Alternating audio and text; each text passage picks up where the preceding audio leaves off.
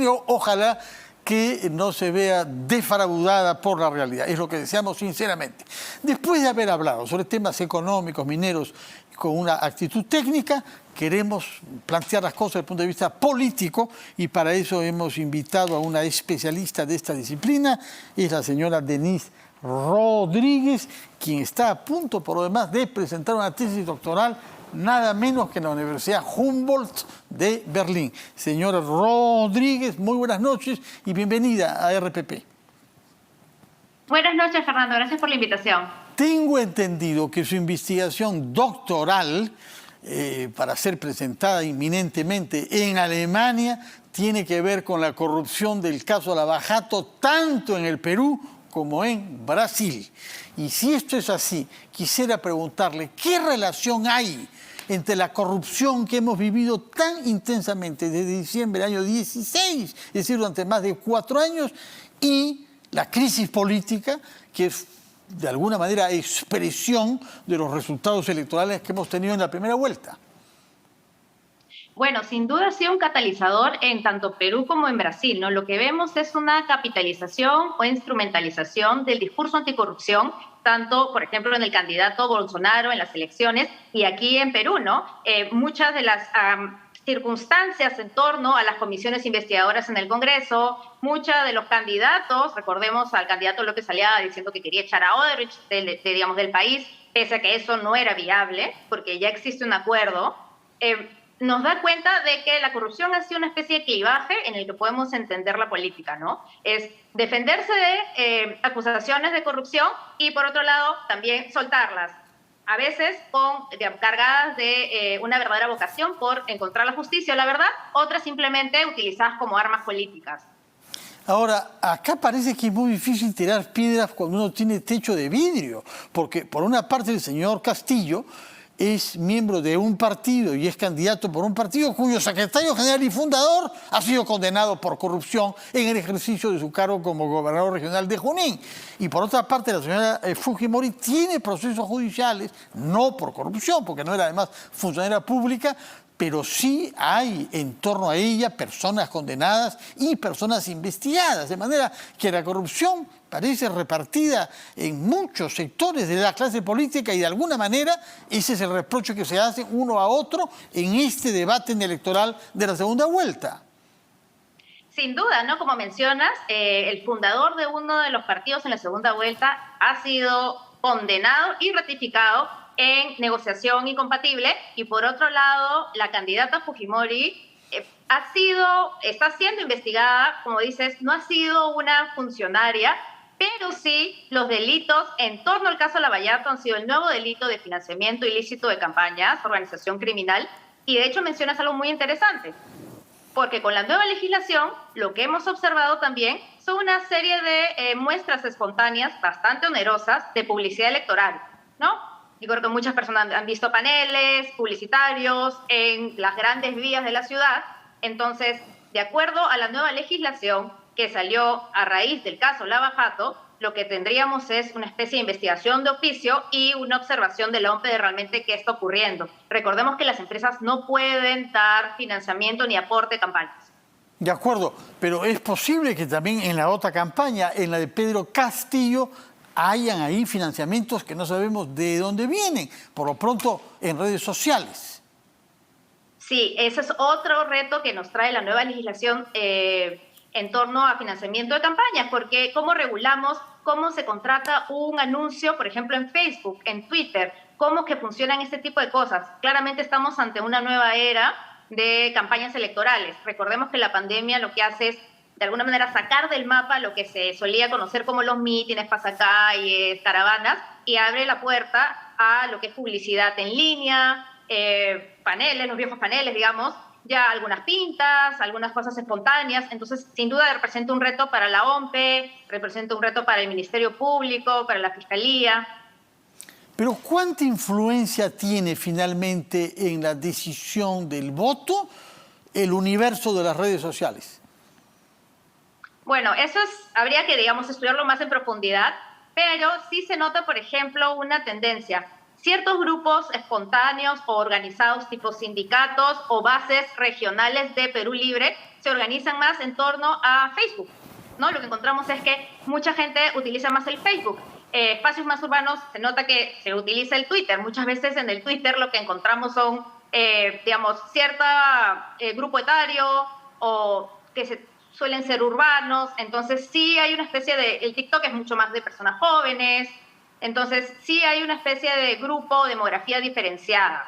Entonces eso creo que también vale la pena que lo investigamos porque, como bien mencionas, ambas tiendas políticas tienen que rendir cuentas de la primera vuelta. Recordemos, no todos los partidos han entregado información en el portal de Claridad que puede revisar cualquier ciudadano para ver cuánto dinero ingresó a las campañas, cuánto dinero se gastó y también desagregado por cada candidato.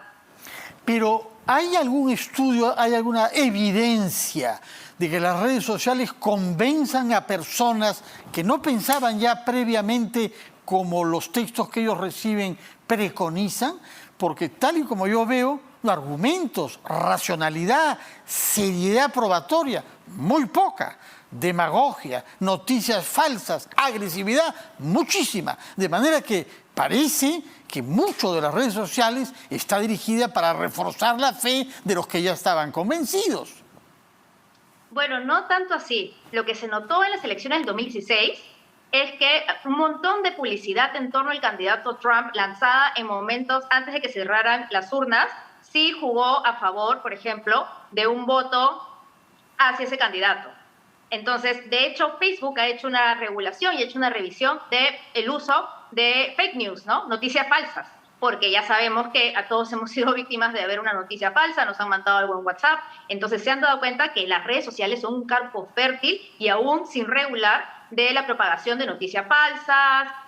Digamos, uno lanza algo, miente, algo queda, y eso sí tiene un efecto. No lo hemos medido en Perú, esperemos que haya gente que tenga las ganas y el financiamiento de hacerlo, pero sí marca una tendencia, definitivamente. En todo caso, lo que yo he leído hoy es un informe publicado por la UNESCO comparativo entre alumnos, adolescentes que leen textos escritos, sobre todo libros, y los que leen sobre todo material digital, y está claramente establecido que la capacidad de razonamiento matemático y verbal es inferior en los que han cesado de leer documentación impresa. Y eso parece que es una realidad, en todo caso, de acuerdo al informe publicado hoy por UNESCO. Vamos a ir a una pausa, si me permite, señora Rodríguez, y retomamos nuestra conversación porque queremos aprovechar el hecho de que, siendo una politóloga joven y moviéndose en varios mundos a la vez, Berlín, Brasil, Perú, puede darnos luz sobre los confusos tiempos que estamos viviendo en el Perú. Vamos primero a una pausa, por favor.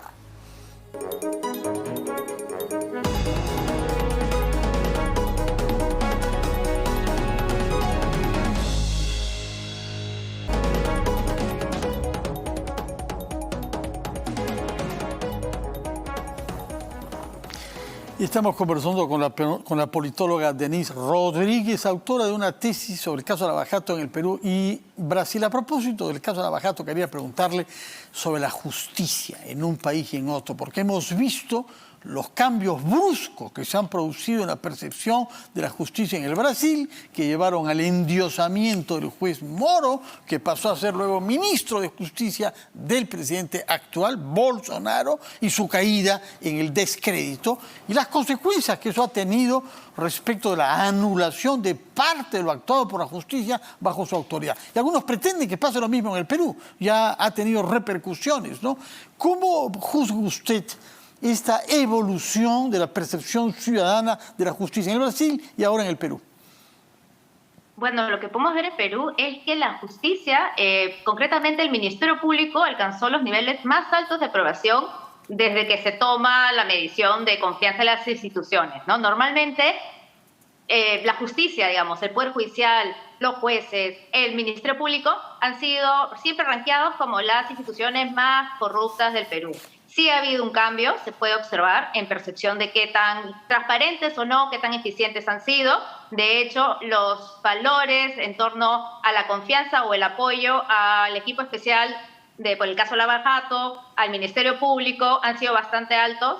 De hecho, el valor más bajo ha sido en torno al acuerdo con la empresa Odebrecht. Ha sido, digamos, la parte más controversial a nivel de opinión pública. Muchas personas, les recuerdo a los que no están enterados, para conseguir la cooperación de los funcionarios de la empresa Odebrecht se tuvo que hacer un quid pro quo. Digamos, yo doy información y tú me dejas fuera de, digamos, de pena. Entonces, se tuvo que mantener las operaciones de la empresa a cambio de que se consiga esta información que nos ha permitido investigar a la mayoría, a casi todos los presidentes en el retorno a la democracia, a presidentes regionales y también en el Club de la Construcción a exalcaldes y alcaldesa de Lima. Entonces, hemos logrado, digamos, avanzar en el caso como no se ha avanzado en otro país, que no sea Brasil, claro, porque ahí sí fue realmente un gran fenómeno, pero recordemos que hasta el momento tenemos solamente un político que está sentenciado producto de la investigación del caso Lava Jato. Entonces no se ha avanzado mucho, no se ha avanzado mucho. Hace años que estamos con esta investigación y solamente uno de los cientos que han sido investigados ha sido condenado ya. Sí, pero recordemos que el Poder Judicial y el Ministerio Público tienen sus propias limitaciones. Nosotros estaríamos, de acuerdo a un documental realizado por El Comercio, que se llama Justicia de Papel, tendríamos 1 millón de casos sin resolver para el Bicentenario. Entonces, básicamente esto es simplemente un síntoma de la lentitud, de la falta de presupuesto. Recordemos que el Ministerio Público no recibe la cantidad solicitada al mes en términos de presupuesto. Es difícil avanzar con esta, como se llama el documental, una justicia de papel. Recordemos, en la pandemia se cierran todas las oficinas y tenemos básicamente una justicia basada en documentación física. No tenemos grandes sistemas, digamos, informáticos. Es muy difícil mover la justicia y sobre todo justicia que ha sido, como hemos visto, influenciada de manera interna y externa por agentes judiciales y agentes políticos.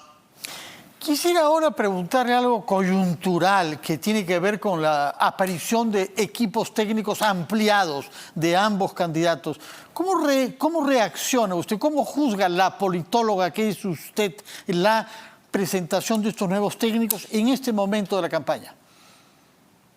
Bueno, por el lado de Pedro Castillo ya era hora que presente algún equipo. Ha llamado, digamos, un equipo bastante variado. Lo que yo quiero señalar en ambos casos es que vemos un equipo eminentemente masculino. Eso sí es creo una mea culpa que tienen que hacer desde las dos tiendas políticas. Hemos visto por el lado de Keiko Fujimori un equipo de nombres ya conocidos, un elenco estable que ha despertado las críticas en ambos lados. Pero no todos elenco estable. Hemos entrevistado hace pocos minutos al señor Belaunde, que era una persona independiente, que no tenía ningún vínculo con el fujimorismo, ¿no? Y que no tiene ningún vínculo con otro partido. Claro, y por otro lado también Pedro Castillo llamó gente independiente. Pero en líneas generales, como que vemos las mismas cosas que de alguna manera el electorado identifica en las dos tiendas políticas, ¿no? Por un lado, el manejo de la economía, ¿no? La famosa defensa del sistema económico, y por el otro lado, digamos, no ha logrado conectar con ciertos sectores que buscaban que tranquilice por ese lado, ¿no? Por el lado económico.